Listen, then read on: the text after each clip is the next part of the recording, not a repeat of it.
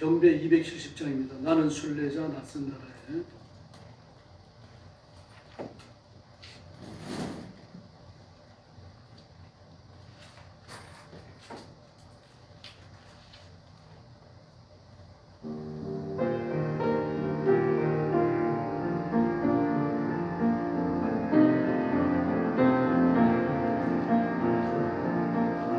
나는 순례자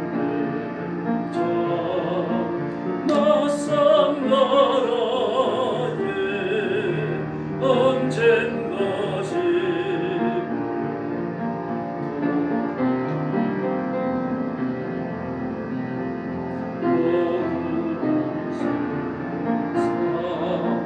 방황치 않고 예수와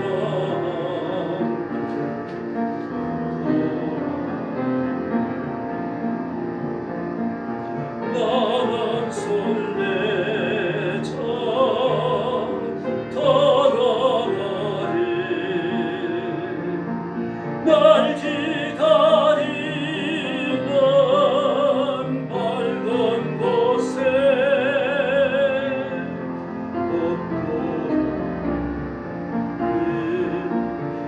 기쁨의 나라 예수와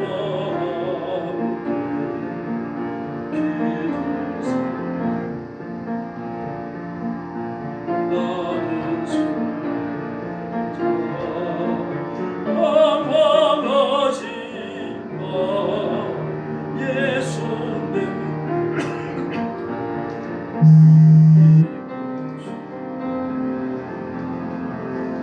영원의 살이 달릴 때 천사 날개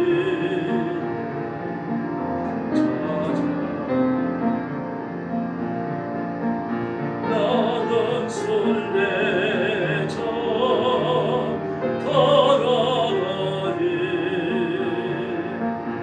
날 기다리는 밝은 곳에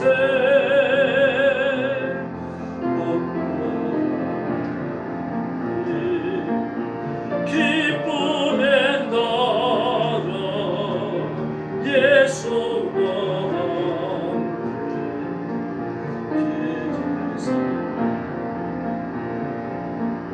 나는 순례자 피곤한 동무 하늘나라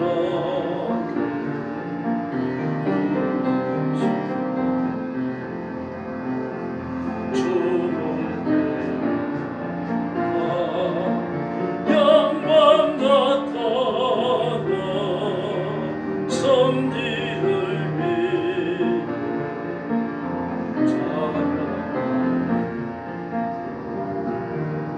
나는 순례자 돌아가리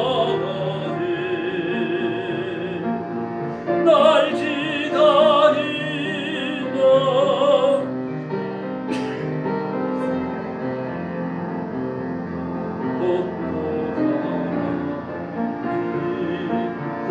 기쁨의 나라 예수와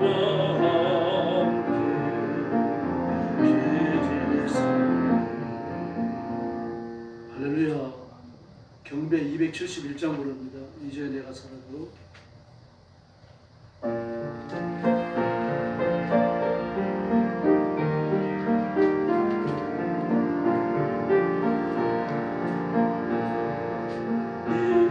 이제 내가 주 위에서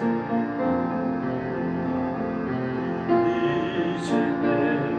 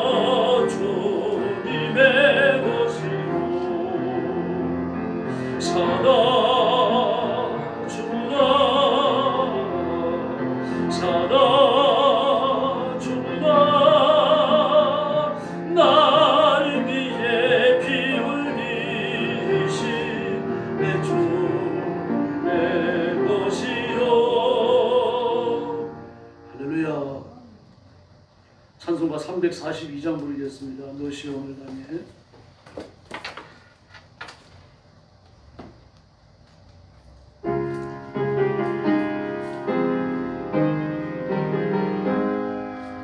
너 시험을 당해 죄짓지 말고 너 용기를 다해 먼 멀리 쳐라. 너 시험을 이겨 새 힘으로 주 예수를 믿고 날 승리하라. 그의 위로를 빌라. 주는 내 편에서 항상 도우시리. 내 친구를 삼가 잘 선택하고 노력을 삼가 널 조심하라. 너 열심을 다해 널 충성하고 온 정성을 다해 저 봉사하라. 너의 위로를 빌라. 주님 내 편에서 항상 도우시리. 잘 지는 자는 상 받으리니 너 낙심치 말고 널 전진하라. 내 구세주 예수 힘 주시니 주 예수를 믿고 널 승리하라. 너의 위로를 빌라. 주님 내 편에서 항상 도우시니. 3절 부릅니다. 잘 지는 자는 상 받으리니 너 낙심치 말고 널 전진하라. 내 구세주 예수 힘 주시리니 주 예수를 믿고 널 승리하라. 너의 위로를 빌라. 주님 내 편에서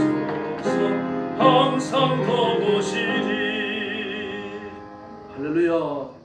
343장 부르겠습니다. 캄캄한 밤 사나운 바람 불 때.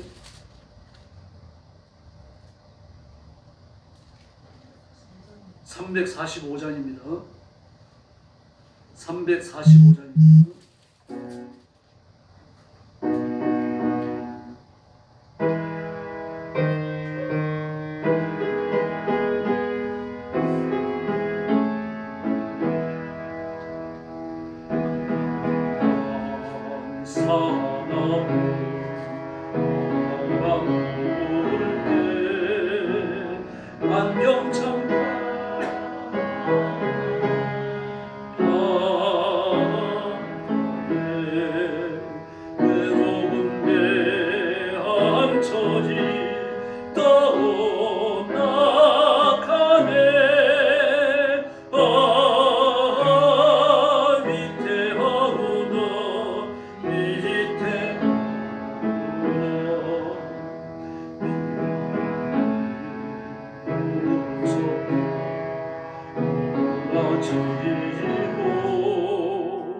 그 성난 멀간 파도 위에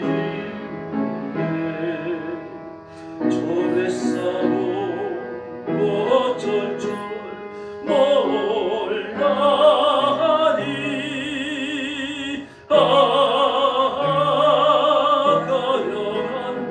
가련한구나 가련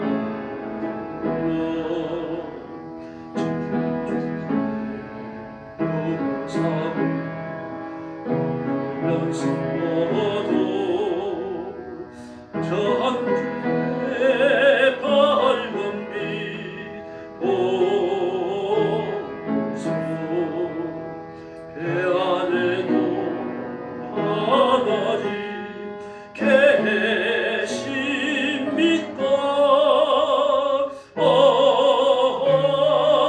기도 올린다 5절 부릅니다.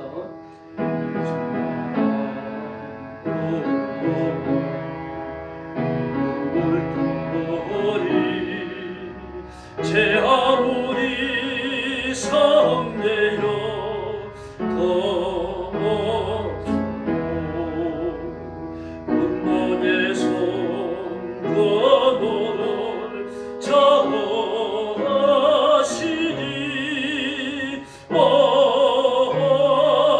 잔잔한 바다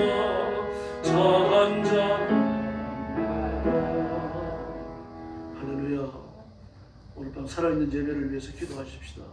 예배 드리는 우리가 성결한 제물되어 하나님 앞에 바쳐지도록 또 말씀 전하는 저를 위해서 정직한 설교하도록 기도해 주시고 여러분들은 주시는 말씀에 믿음으로 응답하고 또 말씀을 믿음으로 받아서 살아가며 말씀이 약속하는 복을 누리도록 뜨겁게 기도하시고 여러분 가정이 평안하고 복받도록 또 교회 부흥을 위해서 기도해 주시기를 바랍니다.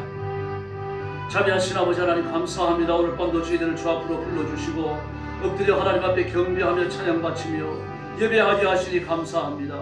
이 시간 주의 성령께서 능력으로 임하여 주시고 저와 성도들의 온 몸과 마음을 하나로 묶어주셔서 하나님 앞에 바쳐지는 거룩한 제사, 거룩한 예배, 거룩한 제물이 되게 하여 주시옵소서. 마음의 복잡함과 풍요함을 정돈시켜 주시고 하나님 받으시기에 합당한 예물 되게 하여 주옵시기를 간절히 원합니다.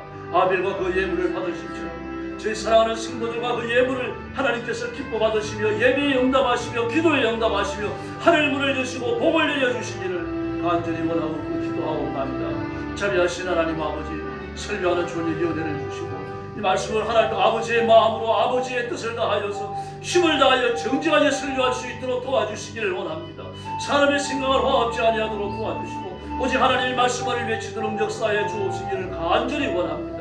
말씀을 듣는 성도들에게 겸손함과 이 말씀을 믿음으로 받지 하여 주시기를 바랍니다. 말씀을 하나님의 풍성한 은혜를 얻기 위하는 간절한 마음으로 받지 하여 주시기를 원합니다. 그래서 말씀이 인도하는 대로 따라가게 하시고 말씀이 약속하는 바를 내 것으로 삼게 하여 주옵시기를 원하옵나이다. 그래서 성도들이 복을 받으며 은혜를 배우며 능력으로 보장하며 이 시대에 하나님께서 기뻐 쓰시는 종들이 되게 하여 주시옵소서. 성도들 가정마다 복을 주시고 평안하게 하시고 눈동자처럼 지켜주시기를 원합니다. 우리 교회를 주님 앞에 맡깁니다. 살아있는 교회가 되게 하여 주시기를 바랍니다. 교회를 시험하는 더럽고 악한 마귀를 예수님의 이름으로 명하노니 떠나 갈지어다. 성령님 뜨겁게 역사해 주시기를 바랍니다. 은혜 주시기를 바랍니다. 하늘 문을 열어주시기를 바랍니다. 교회가 새로워지게 하시고 온 성도들의 심령이 뜨거워지게 하시고 예배가 뜨거워지게 하시고 교회가 새로워지는 큰 복을 허락해 주시기를 바랍니다. 교회가 부흥하는 복을 주시기를 바랍니다. 교회가 구원받는 사람이 날마다 더하는 살아있는 교회가 되게 하여 주시옵소서. 다시 오시는 예수님의 재림을 준비하는 교회가 되게 하시고 주님 오시는 걸 그날까지 성도들의 성진을 지켜내는 살아있는 교회가 되게 하여 주시옵소서. 자비에 오신 아버지 감사합니다. 오늘 밤 저희들을 부르셔서 주 앞에 엎드리게 하시고 하나님 앞에 영광 돌리게 하시니 감사합니다. 드리는 예배가 하나님 앞에 산제사 되어 상달되게 하시고 저와 성도들은 거룩한 예물처럼 하나님께서 받으시는 기쁨의 산제물들이 되게 하여 주시옵소서. 자비하신 하나님 아버지, 저와 사랑하는 성도들을 하나님의 가슴에 품어주시고 하늘문을 활짝 여시고 복을 내려주시기를 바랍니다. 믿음으로 말씀을 겸손히 받게 하시고 주시는 말씀을 내 가슴에 담게 하시며 주시는 말씀을 연의 양식으로 삼게 하여 주옵시기를 원하옵나이다. 말씀대로 살고 말씀이 약속하는 복을 누리며 말씀이 약속하는 승리에 참여케 하여 주옵시기를 간절히 원합니다. 설교하는 존의 은혜를 주시고 이 말씀을 정직하게 설교하게 하시며 아버지의 심정을 담아 외치도록 역사하여 주시옵소서. 성결한 마음을 주시고 깨끗한 마음을 주시고 이 말씀을 투영해내는 하나님의 거룩함을 옮겨 주시옵기를 간절히 원합니다. 오늘 밤도 하나님께서 우리의 예배를 기뻐 받으심을 감사하오며 예수님의 이름으로 간절히 기도 올리옵나이다. 아멘.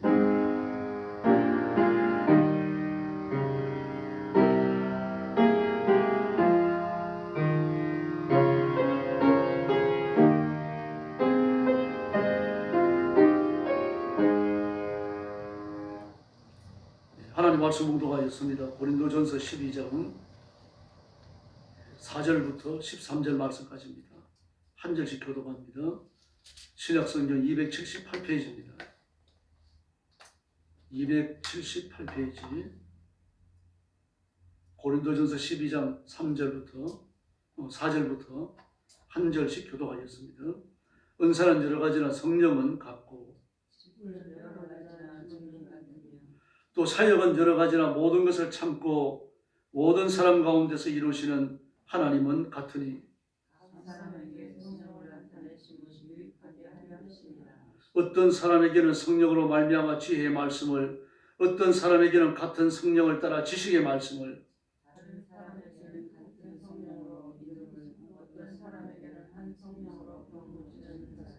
어떤 사람에게는 능력 행함을 어떤 사람에게는 예언함을 어떤 사람에게는 영들 분별함을 어떤 사람에게는 각종 방언 말함을 어떤 사람에게는 방언들 통역함을 주시나니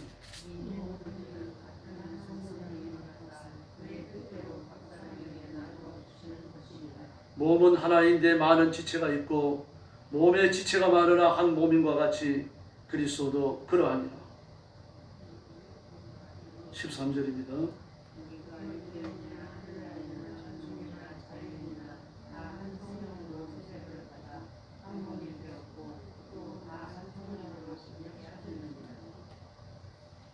네.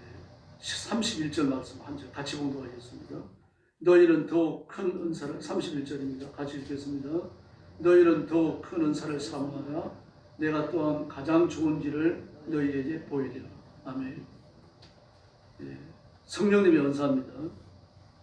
예, 그리스도인에게 성령께서 은사를 공급하십니다.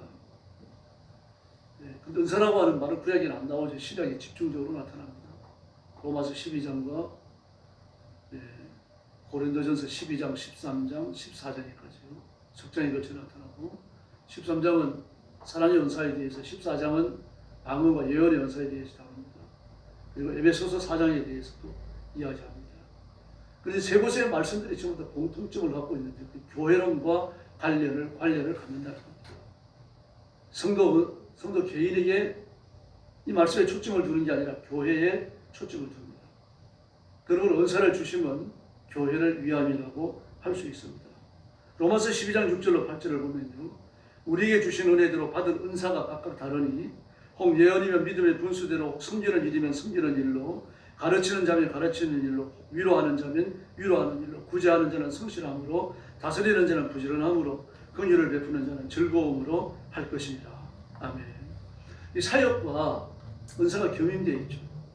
사역입니다. 직분이라고 말할 수는 없습니다. 가르치는 일, 위로하는 자, 구제하는 자, 다스리는 자, 긍휼을 베푸는 자, 이렇게 사역에 많이 말합니다. 이 사역의 은사와 관련을 갖고 은사를 받으면 이런 사역들을 능력 있게 할 수 있다는 이야기입니다. 그 다음에 오늘 본문을 보면요, 사역의 은사와 관련을 갖습니다. 성령께서 각 사람에게 성령으로 말미암아 지혜의 말씀, 지식의 말씀, 믿음, 병 고치는 은사, 능력, 행함, 예언함, 영들을 분별함, 각종 방언을 말하는 것과 방언을 통역하는 일을 주십니다. 그리고 오늘 12장 31절 말씀에 보니까 더 큰 은사를 사모하라, 사랑의 은사를 이야기합니다. 이 은사들이 이렇게 주어져 있죠. 은사는 그 자체가 능력입니다. 사역과 다르죠. 로마서 12장은 사역을 이야기했고, 고린도전서 12장, 13장, 14장은 은사, 능력, 권능을 이야기합니다. 그 다음에 에베소서 4장에서는 이렇게 말합니다. 11절부터 13절까지 그가 어떤 사람은 사도로, 어떤 사람은 선지자로, 어떤 사람은 복음 전하는 자로, 어떤 사람은 교사와 목사로 삼으셨으니 이는 성도를 온전하게 하여 봉사의 일을 하게 하며 그리스도의 몸을 세우려 하심이라. 우리가 다 하나님의 아들을 믿는 것과 아는 일이 하나가 되어 온전함을 이루어 그리스도의 장성한 분량이 충만한 데까지 이르리니. 아멘. 여기는 은사가, 성령의 은사가, 성령님의 역사가 직분과 관련을 갖습니다. 사도로, 선지자로, 복음 전하는 자로, 목사, 교사로 이런 일들을 이런 사역들을 쭉 나열을 합니다. 그러므로 성령께서 사역을 하게 하시고, 성령께서 은사, 능력을 주시고, 성령께서 직분을 나누어 주신다는 이야기입니다. 오늘 이 말씀이 다 같이 나왔죠. 은사는 성령님이 주시고, 직분은 예수님이 주시고, 사역은 하나님께서 나누어 주신다라고 말씀을 하십니다. 그래서 은사는 여러 가지나 성령님을 갖고, 직분은 여러 가지만 직분을 주시는 예수님은 한 분이시고, 사역은 여러 가지만 이 사역을 사람들한테 나누어 주시는 분은 성부 하나님이시다. 그렇게 말합니다. 그러면 이게 전부 다 뭐와 관련 같습니까? 성령, 교회와 관련을 갖고 있죠. 교회를 섬기고 교회 안에서 일을 하고, 그리고 교회가 힘을 얻고 일을 하고, 교회를 위해서 능력 있게 일하고, 성령의 은사는 교회와 궁극적 관련을 갖습니다. 개인이 잘나가지고 이름을 내고 뭐 돈을 벌고 뻑이라고 있는 게 아니라는 얘기입니다. 많대는 말입니다. 김천의 용문산 이단입니다만 나온모 용문산에 수도원이 있는데 그 수도사들이 많이 배출됐어요. 처음에 좀 경건했습니다. 경건한 게 아니라 이단성을 감추고 있었죠. 그 수도사들이 많이 흘러 들어왔어요. 서울까지 많이 옵니다. 주로 그쪽은 이제 대구, 부산 이쪽으로 많이 갔는데 서울로도 꽤 들어왔어요. 그 다음에 천원의 대한수도원이요. 그 대한수도원에서 영성을 훈련받은 수도사들이 많이 나왔습니다. 그리고 주로 서울 시내에서 구국재단이라는 이름을 세우고, 교회 대신에 구국재단 그렇게 간판을 붙이고, 그리고 사역을 많이 했습니다. 오늘은 히터는 거예요. 네. 근데 그들이 하나같이 공통점이 있습니다. 뭔가 하면은 예언 기도해주고 돈 받는다는 겁니다. 예언 기도해주고 병 고치는 기도해주고, 처음에 전도하는 것처럼 들어가요. 전도하는 것처럼 들어가가지고 이렇게 전도하다가 보면 예수 믿습니다. 어느 교회 나갑니다. 아이고 잘 됐네요. 물 한 그릇 얻어먹고 마시고 갈 수 있을까요? 저는 부국 기도원 하고 있는 아무개 전도사입니다. 그러면 부국 기도하는 전도사님이라고 그러는데 누가 거절하겠습니까? 들어오시라고 그러죠. 들어오시라고 기도 한참 하고서 물 좀 얻어가시라고 그럽니다. 아이고 이 가정에 시험이 있네요. 시험 없는 가정이 어디 있습니까? 귀를 바짝 세우고 말이죠. 아니 시험이 있습니다. 자녀를 통해서 있죠. 가정의 시험이야 태반의 자녀죠. 태반은 남편이고요. 어느 그 제품을 하나 거두걸리게 되어 있는 겁니다. 그 쭉 얘기하는 겁니다. 이거 마귀가 시험하기 때문인데 하나님 이 가지고 복 주시려고 그럽니다. 시험 이기기 위해서는 저랑 30분 재단을 쌓으면 됩니다. 재단 쌓으러 한 번씩 올 때마다 5만 원씩 하나님 앞에 감사하세요. 액수까지 정해줍니다. 유행하듯이 있습니다. 이게 성령님이 하시는 일이 아닙니다. 그 직분도 하나님 성령님이 주신 게 아니고 은사도 성령님이 주신 게 아닙니다. 또 성령님이 주셨더라도 악하게 쓰고 있는 거죠. 꼭 가져가십니다. 성령님. 이런 걸 옳지 못합니다. 성도를 견고히 세우고 하나님의 교회를 세우는 게 우선이라는 이야기입니다. 그래서 은사가 나오는 것은 전부 다 교회론을 취급하는 겁니다. 교회와 은사는 불가분리의 관계를 갖고 있는 거죠. 그래서 로마서에 나오는 대로 사역 자체, 사역은 교회에서 하는 거 아닙니까? 남을 구제하고 또 이게 그 예언을 하고 또 믿음으로 다른 성도들을 섬기고 또 가르치는 일을 하고 섬기는 일을 하고 구제하는 일을 하고 전부 사역이 교회 안에서 이루어지는 겁니다. 그런 일을 할 때에 성령의 은사를 따라 하라는 이야기입니다. 성령님이 은사를 주시지 않는데 구제를 하고 뭐 그렇게 애써갖고 노력을 하고 헌신하다 보면 지체가 없어져 버립니다. 일 못해요. 근데 짜증나고 신경질 내고 다른 사람을 판단하게 되는 거죠. 나는 이렇게 열심히 구제하는데 저 사람은 장로라 그러면서 하나도 구제 안 하는 거예요. 구제해가지고 그게 도달했다고 하는 건요. 마귀의 시험 가겠다는 뜻입니다. 구제를 하면 어디에 도달해야 됩니까? 오늘 본문에 나오지 않습니까? 본문에 안 나왔죠. 구제하는 자는 성실함으로. 변함없이 해야 됩니다. 누가 불평스러워지면 되지 않아요. 남을 구제하는 일은 그저 끊임이 없어야 됩니다. 지속적으로 이루어져야 돼요. 처음과 나중에 똑같아야 됩니다. 시종료해야 됩니다. 이게 구제의 패턴이거든요. 근데 그 패턴이 사라지고 내가 구제하는 것은 의롭고 구제하지 않는 남은 악하게 보이기 시작합니다. 이게 그 시험입니다. 그러므로 은사를 받지 아니하면요, 사역이 인간 중심으로 돌아가는 겁니다. 아주 위험해집니다. 능력도 마찬가지로 은사라고 되어져 있는데 능력을 말합니다. 하나님의 권능입니다. 하나님의 권능, 하나님의 권세. 에너르게 마 그랬습니다. 에너르게. 에너르게라는 말은 에너지와 같은 말입니다. 아주 강력한 에너지, 활동성, 능력, 권능. 은사로 번역되어졌습니다. 그런데 은사는 여러 가지인데 성령님은 한 분이시죠. 교회를 하나 되게 하시는 겁니다. 뭐 방언의 은사를 주신 분, 예언의 은사를 주신 분, 통변의 은사를 주시는 분, 지식의 말씀의 은사, 지혜의 말씀의 은사를 주시는 분 전부 하나님이십니다. 병 고치는 은사를 주시고 영들을 분별하게 하시고 악한 영들을 쫓아내는 능력을 행하게 하시고 말이죠. 성령님이십니다. 그러면서 뭐라고 말씀하십니까? 몸은 하나지만 여러 지체가 있지 않느냐. 여러 지체가 있지만 몸이 하나만 있는 게 아니라 그와 똑같다. 교회는 하나라고 그리스도는 하나지만 여기에 붙어있는 지체는 수도 없이 많다. 막 어떤 사람은 병을 고치고 어떤 사람은 능력을 행하고 어떤 사람은 뭐 그렇게 권능을 행하고 어떤 사람은 또 지혜의 말씀, 지식의 말씀 연설을 행하고 어떤 사람은 방언하고 통변하고 예언을 하는데 이 모든 여러 가지 일을 하게 하는 것이 그리스도의 몸 하나를 두고 이루어진다는 이야기입니다. 그러므로 이렇게 일하는 사람들이 그리스도의 몸을 아프게 하거나 병들게 하거나 그리스도의 몸을 쪼개놓는다면요, 큰 위험이죠. 정말 위험한 일이죠. 자기가 받은 은사, 자기가 받은 직분을 가지고 일을 하면서 교회를 위험하게 합니다. 위험한 거죠. 에베소서 4장도 마찬가지입니다. 궁극적으로 교회를 위하는 것이고 성도를 위하는 것인 줄로 믿습니다. 그래서 뭐라고 말합니까? 그리스도의 몸을 세우려 하심이라고 합니다. 그리스도의 몸을 세우려 하십니다. 은사를 주셔가지고 일하게 하는 이유는요, 그리스도의 몸을 세우려 하시는 겁니다. 그 다음에는요, 그 일하는 성도가 그리스도의 장성한 분량에 도달하는 것입니다. 이게 에베소서 4장입니다. 성령님 교회를 창설하셨고 그 창설한 교회가 유기적 기능을 해나가도록 구별하여 선택한 일꾼들에게 은사를 주시는 겁니다. 은사를 주시는 기준은요, 은사를 받아야 할 사람이 어떤 취미를 가졌느냐 어떤 재능이 있느냐 이거 고려하시는 게 아닙니다. 말을 잘한다 그래가지고 설교하는 교회제 직임을 맡기는 게 아니에요. 그 마음속에 온유하고 말입니다. 남에 대하여 배려심이 많다 그래가지고 사랑의 은사를 주시는 게 아닙니다. 관련이 없습니다. 그 사람이 어떤 형편에 있는가 이게 관련이 있는 게 아니고 하나님께서 축번적으로 어떤 사람에게든지 그게 필요한 은사를 주시는데 하나님의 영광을 위해서 일하게 하기 위해서입니다. 그러므로 은사를 가지고 사람을 판단해서 안 되고 은사를 가지고 어떤 은사가 더 높은 은사냐 어떤 은사가 더 좋은 은사냐 이렇게 이야기하는 건 어리석은 일이죠. 고린도 교회는 그랬죠. 은사를 가지고 다퉜어요. 그러므로 은사를 주시는 기준은 은사를 받는 성도를 고려하는 게 아닙니다. 은사를 받을 만해서 주는 게 아니기 때문에요. 받아서 충성할 것 같으니까 주시고 기도하고 헌신하고 막 열심히 일할 것 같으니까 주시고 성령의 깊어진 뜻을 따를 것 같으니까 주시고 그렇지 않아요. 여러분. 그 성령에서 은사 받은 사람들 보십시오. 바울은 얼마나 심각합니까? 이 바로와 두 편을 나누어지면서 교회를 분열시켜 놓습니다. 이 고린도 교회가 얼마나 힘들었겠어요. 바울을 따르는 자, 바나바를 따르는 자가 있었을 거 아닙니까?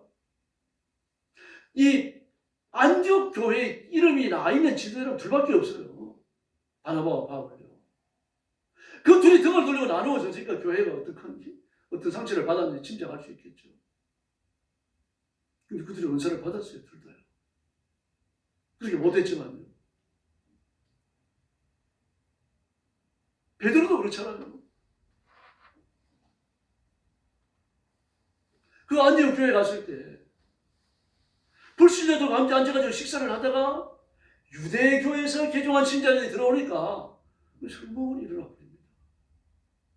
지적받을까 봐요. 왜냐하면 유대인들은 이방인과 함께 앉으면 안 되거든요. 그럼 그들 낳고 하나님의 자녀가 되고 하나님의 백성이 되니까 인종이나 피부 색깔이나 이런 것들을 다 초월해야 되는 거 아닙니까? 그런데 유대인 개종자들이 좀 까탈스러웠거든요. 근데 말 들을까 봐. 밥 안 먹은 척하고 일어나다가 바울에게 들키거든요. 야단 맞잖아요. 이렇습니다. 은사를 받았다 그래서 다라고 생각하면 안 되고, 은사를 받았다 그래서 내가 뛰어난 것처럼 생각하는 것도 옳지 않은 겁니다. 하나님의 기쁘신 뜻을 따라 우리의 은사를 나누어 주시는 줄 믿습니다. 그리고 은사를 받으면요, 열심을 다해 일단 교회를 이롭게 해야 됩니다. 교회를 위해서 수고해야 되고 교회를 위해서 땀 흘려야 됩니다. 그럼 은사가 무슨 말입니까? 개역 성경을 보면 물론 은사라는 말을 썼습니다. 이 말씀을 그대로 번역하게 되어지면 은혜 주시는 것이라는 말입니다. 은혜 주시는 것. 근데 세 번역에서 선물이라고 그랬고요. 공동 번역에서는 은총의 선물이라고 했고, 현대의 성경에서는 영적 능력이라 그렇게 말을 했습니다. 오늘 본문에 보면요, 은사는 여러 가지나 성령은 같고 직임은 여러 가지나 주는 같으며 또 역사는 여러 가지나 역사하시는 하나님은 같다. 그 은사와 직임과 역사, 은사와 직임과 사역, 사역과 직임과 능력, 교훈식으로 쓰고 있다는 얘기입니다. 다시 말해서 은사를 받은 자, 성령의 은사를 받고 난 다음에 일을 해야 된다는 얘기죠. 성령의 능력을 받은 다음에 교회를 돌봐야 한다는 이야기입니다.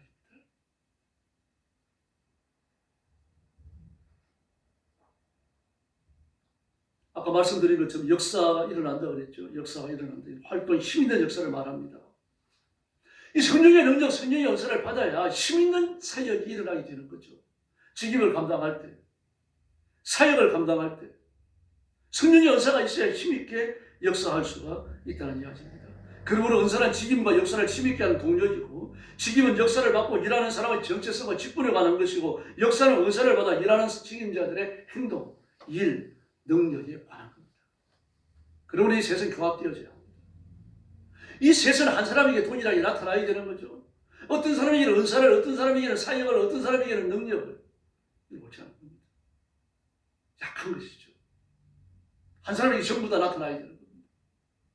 그러므로 하나님 앞에 엎드려 기도해야 되고 은혜를 구해야 됩니다. 성령의 은사를 주십시오. 믿음의 부유함을 주옵소서. 하나님의 권능을 주시옵소서. 부르짖으시기를 바랍니다. 그래서 고린도전서 12장 44절 이하에서는요, 은사의 다양성을 말합니다. 은사를 주시는 성령님이 한 분이신데 나누어 주시는 은사는 다양합니다. 마치 한 몸에 여러 가지 지체가 붙어 있잖아요. 머리카락도 있고 눈썹도 있고 눈도 있고 코도 있고 말입니다. 여러 가지가 있습니다. 근데 이 모든 지체들이 몸을 위해 있는 거죠. 코는 코를 위해서 있고 발은 발을 위해서 있는 게 아니잖아요. 몸을 위해서 있어요. 내 몸이 어떻게 하느냐, 내가 어디로 가느냐, 내 인격과 최규씨라는 사람 자체를 위해서 있는 것이지, 모든 지체가 손을 위해 있고 모든 지체가 눈을 위해 있는 건 아닙니다. 눈은 마음의 찬이라고 그랬죠. 마음이 등불이죠. 온 몸이, 눈이 어두우면 온 몸이 어두울 것이고, 온 몸 인격, 사람이 살아가는 사람 자체, 그 사람의 찬이고 눈이고 능력이고 권능이기 때문에 은사가 그와 같은 겁니다. 성령님의 은사는 그저 나를 나로 만드는 정말 초월적인 능력이기도 하지만 그런 가장 기본적인 능력, 은혜와 은사이기도 한 겁니다. 이 은사는 아주 다양합니다. 눈과 코와 같은 게 아니죠. 입과 귀와 같지 않습니다. 손과 발이 같은 리가 없는 거죠. 그것처럼 은사는 가장 다른 성격과 역사를 일으킵니다. 어떤 사람은 같은 성령으로 말미암아 지혜의 말씀을 그랬습니다. 지혜의 말씀을. 이 지혜의 말씀이라고 하는 건요. 지혜의 말씀의 은사라고 하는 것은 하나님이 계시된 복음을 영적 이해를 돕는 겁니다. 이 말씀을 주신 분이 성령님이죠. 성령의 감동을 따라 하나님의 말씀을 기록하는 겁니다. 성령의 감동이 거쳐지면 말씀 기록 못합니다. 그래서 성령님이 감동하시면 어디에 있든지 말씀을 기록해야 됩니다. 성령님의 감동이 임하면요. 이때 임하는 성령님은요. 계시의 영을 주시는 거죠. 계시를 기록하게 하는 능력을 허락하십니다. 그럼 우리에게는요. 우리는 계시를 기록하게 하는 능력을 주시는 게 아니라 계시를 이해할 수 있는 능력을 주시는 겁니다. 그게 달라요. 베드로전서에서 이야기하는 것처럼 하나님의 말씀은 요한계시로 끝났습니다. 더 이상 기록되지 않아요. 그런데 이단은 말씀이 계속 된다라고 말을 합니다. 66권 이외에 하나님의 말씀이 더 있다라고 이야기합니다. 이 스스로 저주 속으로 들어가는 겁니다. 지옥의 저주 속으로, 형벌 속으로 들어가는 말입니다. 하나님의 말씀은 성경 66권으로 완성된 줄로 믿습니다. 이 모든 과정에 역사하신 분이 누굽니까? 성령님이십니다. 말씀을 기록하게 하시고 기록된 말씀이 하나님의 말씀으로 묶여지게 하시고 묶여진 말씀을 우리가 받을 때 이해되도록 하시는 분이 성령님인데 그게 지혜의 말씀의 은사입니다. 목사는 지혜의 말씀의 은사를 받아야 합니다. 지혜의 말씀의 은사를 못 받으면 설교를 못하죠. 목사의 가장 중요한 일 중에 하나가 뭡니까? 설교예요. 지식과 명예와 그리고 물질과 이 세상에서 얻는 모든 것들을 하나님의 영광을 위해서 쓸 수 있도록 분별하고 판단하게 하는 그 지혜, 그게 지혜의 말씀의 은사인데 이게 어디서 나옵니까? 하나님의 말씀을 읽어야 나오는 겁니다. 하나님의 말씀을 읽지 않으면 교회를 일평생 다녔다고 하더라도 분별력은 약해요. 여기서 이 사람이 얘기하면 이런 거보다 저기서 저 사람이 얘기하면 이런 거보다 그러는 겁니다. 이 간증을 하면 와 은혜 받네. 또 저 간증을 이야기하면 야 저것도 굉장하네. 간증을 분별을 못합니다. 그 간증이 이단성을 가졌느냐 갖지 않았느냐 그 분별해야 되는데 분별을 못해요. 그 분별하는 게 뭡니까? 지혜의 말씀의 은사입니다.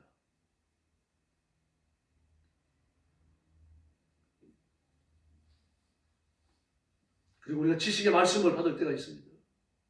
좀 이따 소개하겠습니다만 지식의 말씀은 특별한 상황에서 주어지는 거죠. 이 지식의 말씀을 잘 적용하고 설명하고 전달하는 은사가 지혜의 말씀의 은사입니다. 초월의 지식을 받아놓고 나오는 길을 막 날려버리면 다 상처받습니다. 지식의 말씀의 은사, 독특한 거죠. 지식의 말씀의 은사 이전에 지혜의 말씀의 은사가 먼저 나왔습니다.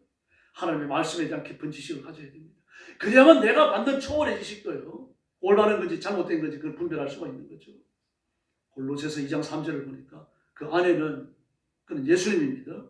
그 안에는 지혜와 지식의 모든 보화가 감추어져 있느니라. 할렐루야. 그래서 예수님 한 분으로 만족하는 겁니다.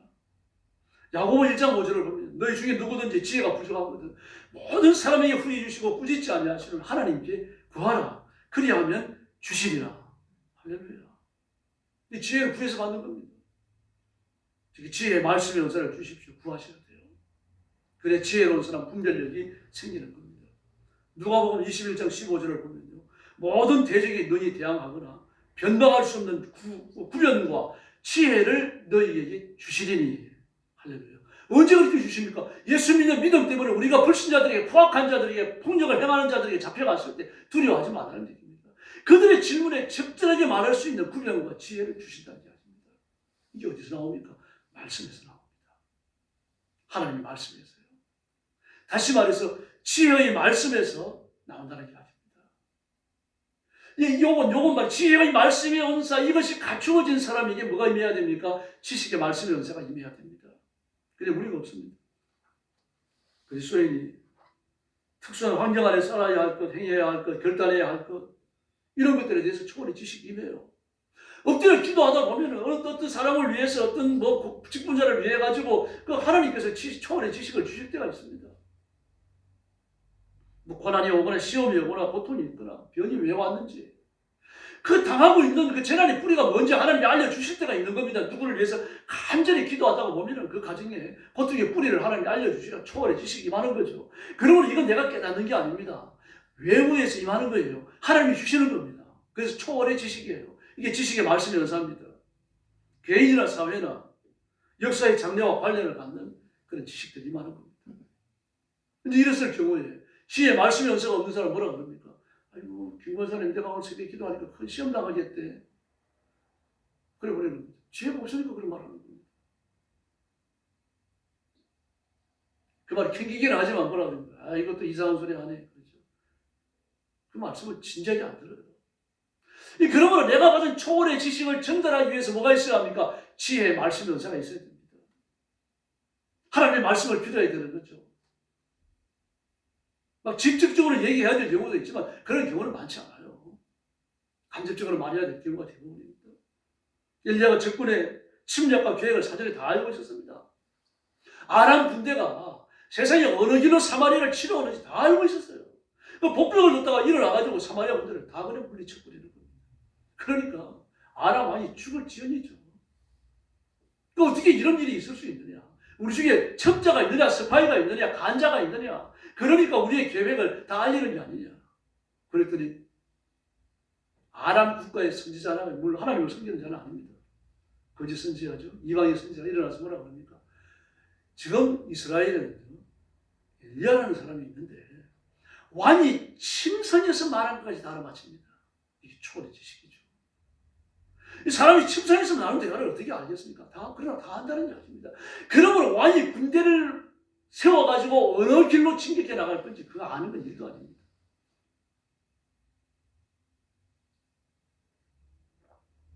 엘리야를 잡아오면 되겠네. 그래서 군사를 이렇게 가지고 그 산으로 가잖아요. 산으로 가서 포위를 했더니 막 그 포위한 군사를 보고 게하시는 사색이 됩니다. 근데 엘리야는 아무 걱정이 없습니다. 그래서 어떻게 합니까? 하나님 게하시의 눈을 열어주십시오. 그랬더니 하나님의 천군 천사가 타고 있는 불말과 불병거가 아람 군대를 포위하고 있습니다. 그리고 하나님께서 아람 군대의 눈을 멀게 하셨습니다. 아주 못 보게 소경을 만드신 게 아니고 그를 대적해야 되는 이스라엘 백성들 엘리야를 못 보게 한 겁니다. 그 종들은 하나님의 사람들을 못 보게 한 거예요. 그 더덩거리는 겁니다. 그래서 그들을 이끌고 사마리아를 끌고 들어가서 왕에게 이 사람들에게 좋은 음식으로 대접하고 편안하게 보내십시오. 그렇게 하고 돌아가고 나서는 한동안 안 쳐들어옵니다. 그걸 못 끄는 거죠. 그게 초월의 지식입니다. 어디로 올지 아는 거죠. 어떻게 해야 될지 아는 거죠. 하나님께서 말씀해 주시는 겁니다. 이 사마리아를 치러 왔던 아는 분들을 죽이지 말라. 먹이고 마시고가지고 돌려보내라. 심판의 때가 아니기 때문에. 게하시도 마찬가지입니다. 나아만 장군으로부터 거짓말을, 나아만 장군에게 와야 될 선물을 나아만 장군이 거절하고 나니까 엘리야에게 와야 될 선물을 나아만 장군이 거절을 하니까 도로 가지고 가잖아요. 근데 게하시가 쫓아가죠. 우리 선생님이 오단벌과 원 2달란트와 이걸 좀 가져오라고 그랬습니다. 그러니까 그것만 주겠어요. 풀이 뒤에갖고 누르고 흔들어서 주는 거죠. 자기 물lu병이 나왔는데요. 안 받아서 못 주고 오는데 달라고 그러니까 얼마나 잘 됐습니까? 근데 그걸 전부 다 알고 있어요. 다 알고 있습니다. 초월의 지식, 이 지식의 말씀이 연사입니다. 지식의 말씀이 연사는 하나님의 지식, 초월의 지식, 우리가 노력해서 얻을 수 있는 지식이 아니라 하나님이 주시는 그 지식을 내가 얻는 겁니다. 이 연사 받은 사람들이 옛날에 많았어요. 어떤 목사님 한 분은 이 지식의 말씀의 연사를 아주 크게 받았어요. 그 설교하러 올라가면은 성도들이 그 주간에 무슨 죄를 짓고 왔는지 다 보이는 겁니다. 그 설교를 할 수가 없죠. 입만 열면 그 죄에 대한 지적이 말씀이 나오니까요. 신방을 가도 마찬가지입니다. 누가 찾아와갖고 목사님께 인사하러 왔는데 그 사람을 보니까 또 마찬가지예요. 지식의 말씀의 연세가 아주 강하게 임한 거죠. 그 사람 앞에 간절히 기도했어요. 하나님, 이 연세를 가져가 주십시오. 괴로워 설교도 못하겠고 성도도 못 만나겠습니다. 그랬더니 하나님이 그 은사를 깨끗이 가져가십니다. 은사를 지혜롭게 쓰면 됩니다, 여러분. 지혜롭게 쓰면 되고, 지혜롭게 말하면 되고, 지혜롭게 전달하면 되는 거죠. 하나님의 은사를 주셨으면요, 감당할 만하니까 주시는 겁니다. 어떤 목사님은 또 자꾸 눈물이 나와요. 설교하려고 강단에 올라가면 말씀대로 살지 못하는 성도들 때문에 안타까워서 울고, 이렇게 중대한 말씀이 전달되는데 말씀을 안 듣고 졸고 있는 사람을 보니까 또 울고 눈물이 나는 거예요. 그 성도를 얘기하는 건데 목사님 왜 그렇게 우십니까 설교 시간에. 그 눈물이 나는 걸 어떻게 합니까? 그또 간절히 기도합니다. 하나님, 눈물 좀 거두어 주십시오. 그랬더니 진짜 그 이튿날부터 깨끗이 거두어지는 겁니다. 하나님은 필요 이상의 은사를 주시는 분이 아닙니다. 하나님께서 보시고 적합한 은사를 주셔요. 그러므로 은사를 잘 활용할 수 있는 지혜를 구하는 겁니다. 지혜 말씀의 은사를 구해야 되는 거예요. 하나님의 지혜가 임하면, 성령님의 지혜가 임하면, 하나님의 능력과 권능이 임하면 은사를 지혜롭게 사용할 줄로 믿습니다. 다음에 믿음의 연사입니다.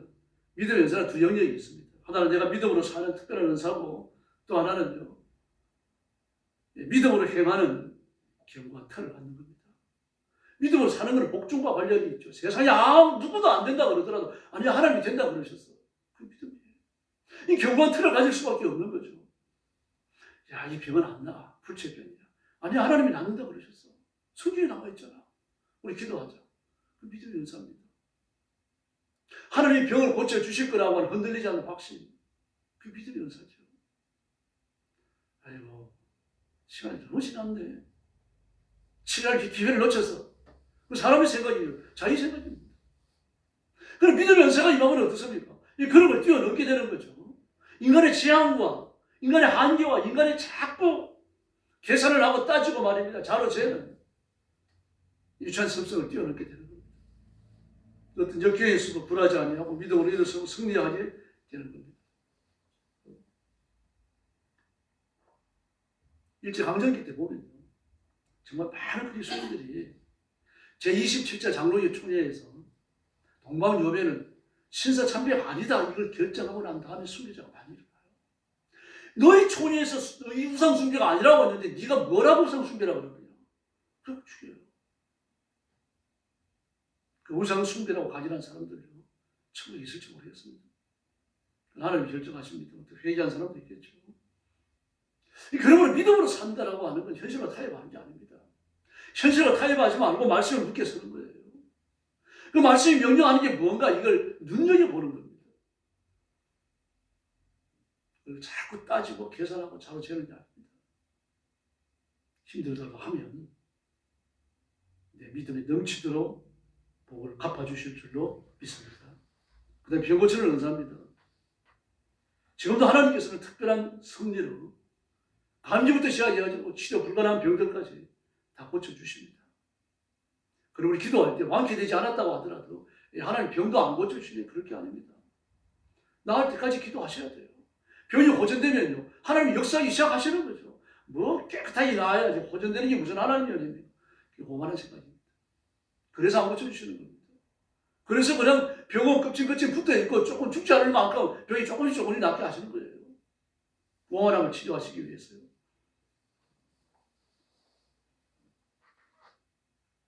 그러므로 이 병고침 때문에 많은 성도들이 시험을 당하기도 하고 또 이것 때문에 은사를 받은 사람이 병고치는 은사를 받은 사람이 역으로 넘어지는 일도 있습니다. 주의해야 됩니다. 막 병고치는 은사를 받았다고 한때 막 굉장히 역사하는 사람들 지금 아무도 찾아볼 수가 없습니다. 돌아가신 분들도 있지만 젊은 양반들 중에서도 없어요. 그 다음에 능력이 강합니다. 보험의 반야자들의 정체를 드러내고 징계하는 사역을 말합니다. 사도행전 5장을 보면 박수 엘루와 저주를 받죠. 또 사도행전 13장에 보면 바울이 그 전도하기 위해서 사이프러스 섬에 갔더니 누가 있습니까? 바예수가 있어요. 그 정체를 드러냈거든요. 네가 하나님의 역사를 돈 주고 사고자 했느냐. 야단을 쳤거든요. 이게 능력 행하는 겁니다. 악한 영들을 꼼짝 못하게 만드는 거예요. 그 사람을 제압하고 있던 악한 영들을 쫓아내는 것, 마귀의 견고한 진을 깨뜨리고 쫓아내는 것, 이게 전부 다 뭡니까? 능력 행하는 것. 그리고 능력 행하는 것은 마귀와 악한 영들과 바로 접전을 벌이는 거예요. 영적 전투의 최일선이라고 할 수 있는 겁니다. 악한 영들을 쫓아내고 사단의 권세를 깨뜨리고 꼼짝 못하게 만드는, 결박하는 이런 일을 행하지 않은 분이 누구십니까? 성령님입니다. 성령님의 능력이 임하지 아니하시면, 은사와 권능과 권세가 임하지 아니하시면 못합니다. 비상한 일이죠. 비상한 일을 만났으니까 성령님은 비상하게 역사하시는 겁니다. 그게 은사입니다. 그 다음에 6번째 예언의 은사입니다. 이건 성경을 기록하기 위한 은사가 아닙니다. 덕을 세워야 된다고 말씀했죠. 덕을 세워야 된다. 고린도전서 14장에서 예언의 은사를 이야기하며 덕을 세우라고 그렇게 말합니다. 주로 미래 일에 관한 이야기합니다. 현재 일어나는 일들을 진단합니다. 초월의 지식에 속하죠. 근데 그런 예언의 은사와 구별을 분명히 하고 있습니다. 영적 상태를 진단하고 또 결단을 권면하게 되는 겁니다. 장차 있을 수 있는 그런 위기와 고난을 예언하는 거죠. 미리 알려주는 겁니다. 요나가 그랬잖아요. 앞으로 이 성에 큰 재앙이 막 완전히 망한다. 요나가 가서 외쳤어요. 니느웨 가가지고. 그걸 외쳤더니 말입니다. 반드시 임할 걸 알았기 때문에 어떻게 합니까? 막 짐승까지 전부, 개까지 전부 금식을 지키고 하나님 앞에 머리를 풀어헤치고 죄를 무릅쓰고 그리고 하나님 앞에 회개합니다. 그럴 때 하나님 죄를 물리쳐 주시지 않습니까? 요나 행동이 예언입니다. 그런데 성경의 예언이 뭐과 관련을 갖습니까? 앞으로 일어날 일들과도 관련을 갖습니다. 그러므로 하나님의 말씀을 해석하고 전달하는 예언과 어떤 개인 앞에 일어나게 되어질 일을 미리 알려주는 것, 그것도 예언입니다. 이 두 가지를 다 이야기합니다. 그래서 그리스도인들은 예언의 은사를 받았을 때 조심해야 됩니다. 마치 점쟁이처럼 행동할 수가 있어요. 주의해야 됩니다. 심지어 어떤 기독교인은 복음본들을 알려달라고 기도하는 사람도 있어요. 바른 기도가 아닙니다. 그 만약에 1000만이 넘는 그리스도인인데 복음본을 알려달라고 기도다 이러면 어떻게 하겠습니까? 하나님께서. 한 번에 막 1000,000명씩 1등이 나옵니까? 한 번에 한 명씩 해도 1,000,000 일이 나가야 되는데 도대체 몇십 년이 걸리는 겁니까? 몇십 년에 몇백 년인 거예요. 사행심을 주장하는데 하나님의 은사를 이용한다. 그게 말도 안 되는 소리예요. 그다음에 7번째가 뭡니까? 영들을 분별하는 겁니다. 사도행전 19장 13절에 보니까요. 악한 영들이 사람으로 하여금 거짓 예언과 이적을 행하게 했습니다. 예수님도 그러셨죠. 일단은 사람들이 와가지고 예수님을 만납니다. 저희가 예수님의 이름으로 귀신도 쫓아내고 병도 고쳤습니다. 그랬더니 뭐라고 합니까? 악을 행한 자들아. 예수 떠나가라. 나의 너희를 도무지 모른다. 나는 너희를 도무지 모른다. 지금 보니까 너희를 모르는 사람인데 그런 뜻이 아니라 너희들이 기적을 행할 때 그때 악한 영들을 쫓아내고 병자를 고치는 그때에도 나는 너희를 몰랐다라는 뜻입니다. 그럼 예수님의 이름을 가장하고 병 고친 자, 악한 영들을 쫓아낸 자가 누굽니까? 그게 마귀죠. 마귀에게 넘어간 겁니다. 이럴 수 있는 거죠. 요한일서 4장 1절을 보니까 거짓 영이 있다고 말했습니다. 고린도 교회도 초기에요. 거짓 교사들이 있었어요. 바로 이것이 영들을 분별해야 되는 중요한 이유입니다. 교회 안에 마찬가지입니다. 이단 사슬을 쫓아가는 사람도 있고 이단 사슬을 쫓아가지 않지만 교회를 해롭게 하는 잘못된 지식에 얽매인 사람들도 있습니다. 고집이죠. 옳지 않은 겁니다. 그 다음에 8번째 은사가 방언입니다. 방언에 관한 기사로는요. 마가복음 16장, 사도행전 2장과 10장과 19장, 고린도전서 12장, 그리고 14장이 또 나타납니다. 방언은 두 가지가 있죠. 사도행전 2장의 방언과 그 이외의 방언입니다. 사도행전 2장의 방언은 외국어입니다. 외국어. 근데 6월절을 지키기 위해서 산지사방에 흩어졌던 로마 문화권에 많은 사람들이 들어왔는데 몇 개 언어권인가 하면요. 16개 언어권입니다. 16개 나라 말을 하는 유대인들이 다 왔습니다. 거기서 대를 물려서 살았지만 유대인이니까 6월절을 지키려고 왔어요. 그런데 히브리어를 못해요. 못하지만 자기 나라 말밖에 모르는데 오니까 어떻습니까? 막 사도들이 모여가지고 예언을 하는데 말씀을 외치는데 전부 자기 나라 말로 들리는 거예요. 외국어입니다. 그 내용이 뭡니까? 하나님의 큰일입니다. 예수님의 십자가예요. 십자가와 부활에 관해서 막 복음의 말씀을 외치는 겁니다. 기도하기 위해서 엎드려요. 그러므로 그 6월절 지키러 올라왔다가 예수 믿는 사람들이 성령 받아가지고 능력에 붙들린 사람들을 구경하다가 복음을 듣는 거예요. 그런데 많은 사람들이 회심을 했고요. 돌아가서 예수 믿고 전도해서 교회가 설립됐을 겁니다. 저는 그렇게 생각합니다. 이 외국어 방언은 그 이후로 다시 안 나타납니다. 그다음에 두 번째 방언이 뭡니까? 영적인 언어로서의 방언이에요. 영적인 언어로서의 방언. 이게 고린도서 14장에 잘 설명되어 있죠. 영적인 언어입니다. 이 언어는요, 말하는 나와 방언 기도를 들으시는 하나님 외에 아는 자가 없습니다. 또 누가 합니까? 방언의 은사를 받은 자가 합니다. 통역의 은사를 받은 자예요. 통역의 은사를 받은 자 아니면 모릅니다. 심지어요, 방언을 하는 나도 내가 이런 기도를 하고 있구나. 방언의 내용은 알아요. 그러나 그 방언을 한국말을 하는 것처럼 통변하는 사람은 거의 드물어요. 방언 기도하는 사람이 자기가 뭘 위해서 기도하는지 대부분 알아요. 심지어는요, 무엇을 위해서 기도하는지 그것조차도 하나님이 감추실 때가 있습니다. 그러므로 저는 여러분들이 다 방언하시기를 바랍니다. 그리고 방언하시는 분들은 방언 기도를 많이 하시기를 바랍니다. 그래야 하나님 앞에 가까이 나갑니다. 외국어로서의 방언은 선교를 위해 주신 겁니다. 복음을 전하기 위해서. 계시록까지 그 이후에 외국어 방언을 말하는 기록이 성경에 있습니까? 없습니다.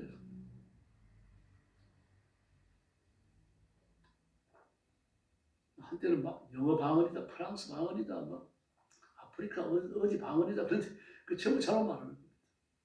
그럼 방언이 그 이후로 안 나타나요.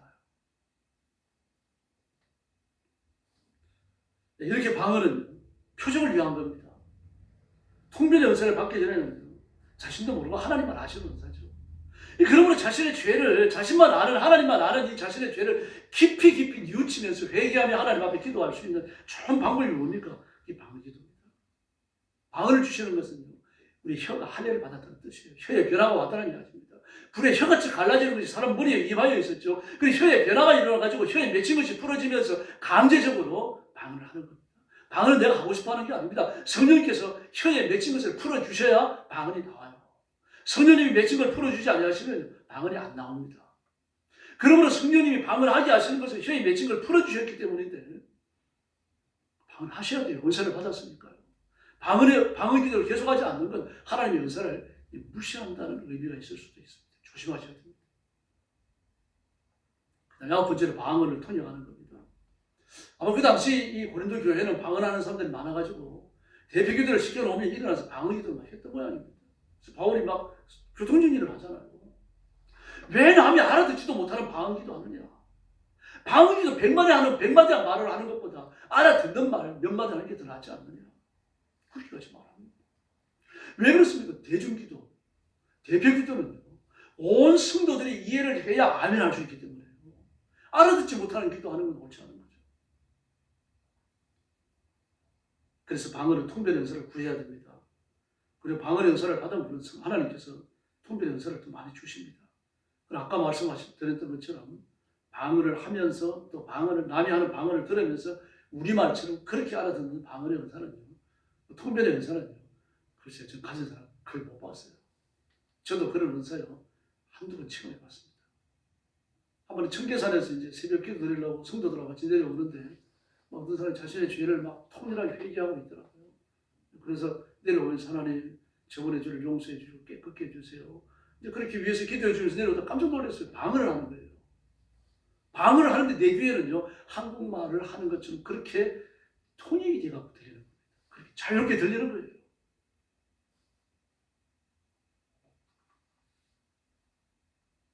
통변 은사가 그런 겁니다. 이렇게 은사를 주시는 것은요, 첫째는 성도와 교회를 유익하게 하는 겁니다. 에베소서 4장 12절 이야기하는 것처럼요, 성도를 온전케 하고 봉사일을 하게 하고 그리스도의 몸을 세우려 하십니다. 성도를 온전케 하고 봉사일을 하게 하고 그리스도의 몸을 세우려 하십니다. 그러면 은사를 받은 분들은 성도를 온전케 하는 일을 해야 됩니다. 어떻게 합니까? 말씀으로 권면하는 거죠. 설교하는 겁니다. 가르치는 거예요. 주의 말씀의 은사와 지식의 말씀의 은사와 관련을 갖고 있죠. 그 다음에 봉사일을 하게 해야 합니다. 하나님의 은사 자체가 사역과 관련을 가졌죠. 은사 자체가 또 직분과 관련을 가졌죠. 주일학교 가르치는 것, 주방에서 일하는 것, 성가대 봉사하는 것, 전부 다 은사입니다. 왜 성경은 은사로 시작해서 은사로 끝나기 때문입니다. 그리고 마침내 그리스도의 몸을 세우게 됩니다. 그리고 방언하는 분들은 방언 안 하는 분보다 기도를 더 많이 해야 되고, 특히 중보기도 많이 해야 됩니다. 신의 연사가 있는 사람은 자기 병을 고치는 것보다는 남의 병을 위해서 많이 울어야 됩니다. 악한 영들을 쫓아내는 은사가 있는 사람들은요, 정말 마귀에 고통당하는 사람들을 위해서 눈물로 부르셔야 됩니다. 한 번은 현실의 원사람이 병 고치는 원사가 얼마나 강했습니까? 용산의 신의 지당 그래갖고요. 근데 의사가 딱 그쳐버린 겁니다. 발부둥을 쳐도 안 돼요. 철야에도 안 되고 금식에도 안 되고요. 그런데 병 고침을 받기 위해 가지고 젊은이 하나가 왔는데 보니까 불쌍해서 견딜 수가 없는 겁니다. 끌어안고는 그걸 울어버렸어요.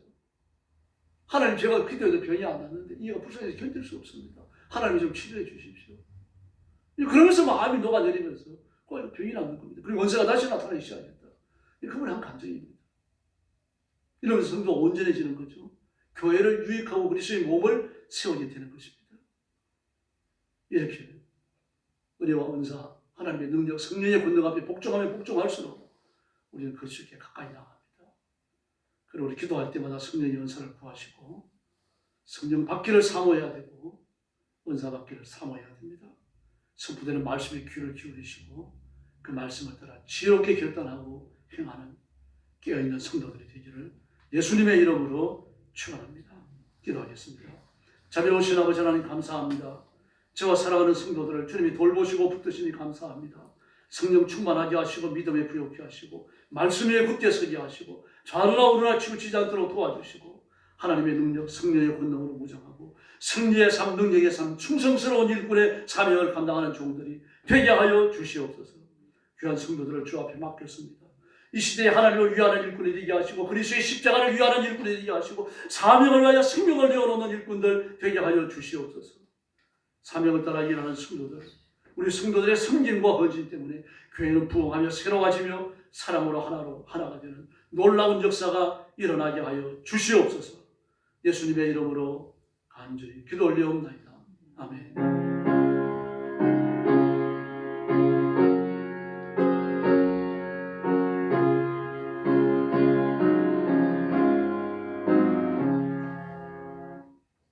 찬송 앞에 84장 부르겠습니다.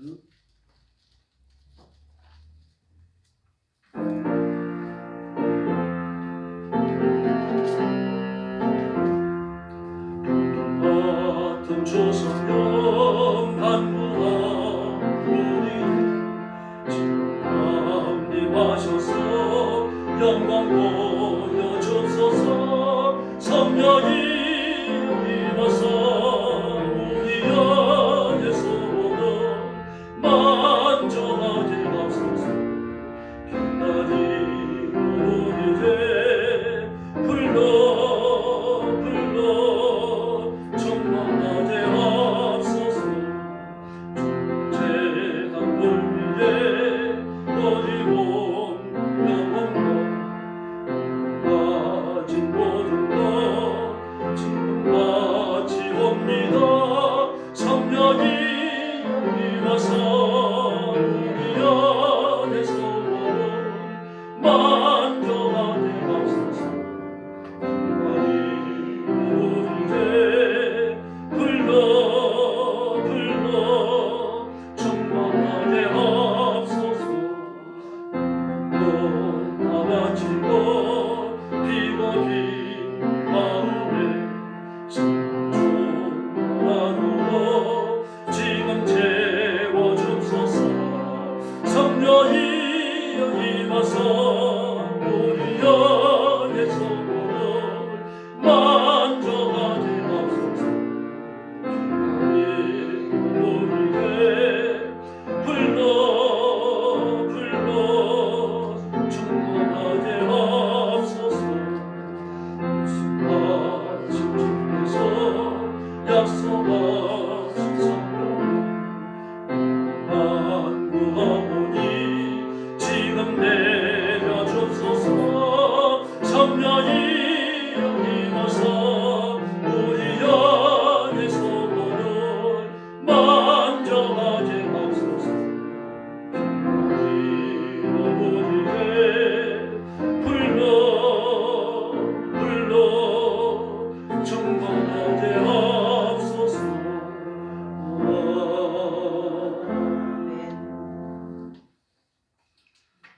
새벽 예배하고 금요 기도에 많이 나와주시고 교회 부흥을 위해서 교회가 성령 충만하다고 그렇게 좀 뜨겁게 기도해 주시도록 부탁드립니다. 윤석열 대통령 탄핵 기각되도록 그래서 빨리 정치로 돌아와서 우리나라가 정상을 되찾도록 기도해 주시고 또 공산주의를 하고자 하는 그런 타락한 정치인들이 자신들의 야욕을 버리고 주님 앞으로 돌아오도록 이렇게 기도해 주시기 바랍니다. 옆에 계신 분들하고 인사 나눠주시기 바랍니다. 한 번 더 인사하시기 바랍니다. 성령의 은사로 충만하시기 바랍니다. 성령의 은사가 충만하시기 바랍니다. 할렐루야. 감사합니다. 머리 숙여서 주님 가르친 기도 드리겠습니다. 하늘에 계신 우리 아버지, 아버지의 이름을 거룩하게 하시며 아버지의 나라가 오게 하시며 아버지의 뜻이 하늘에서와 같이 땅에서도 이루어지게 하소서. 오늘 우리에게 일용할 양식을 주시고 우리가 우리에게 잘못한 사람을 용서하여 준 것 같이 우리 죄를 용서하여 주시고 우리를 시험에 빠지지 않게 하시고 악에서 구하소서. 나라와 권능과 영광이 영원히 아버지의 것입니다.